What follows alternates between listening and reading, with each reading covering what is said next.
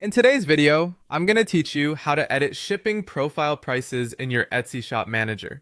If you need to update the shipping cost for one of your Etsy listings, the easiest way to do it is by editing the shipping profile connected to that listing.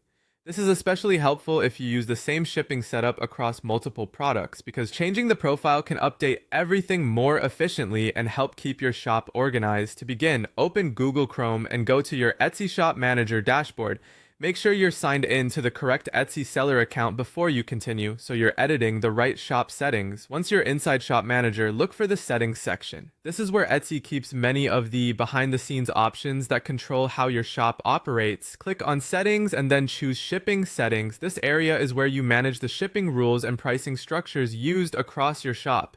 If you've created more than one shipping profile, you'll be able to choose the exact one you want to adjust. Next, select the Shipping Profiles tab. Here, you'll see the profiles currently saved in your shop. Shipping profiles are useful because they let you apply consistent shipping prices and rules to groups of listings instead of editing each product one by one. Take a moment to identify the correct profile before making any changes, especially if you have several with similar names. Once you find the profile you want to update, click the edit link next to it. This will open the settings for that specific shipping profile, including the price fields you can modify. In the cost input boxes, change the shipping prices to the amounts you want to charge.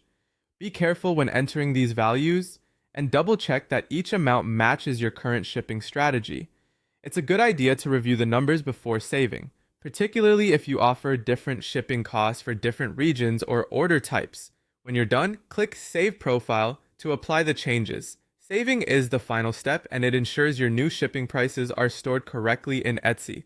After that, your updated pricing will be reflected anywhere that shipping profile is being used, and that's it.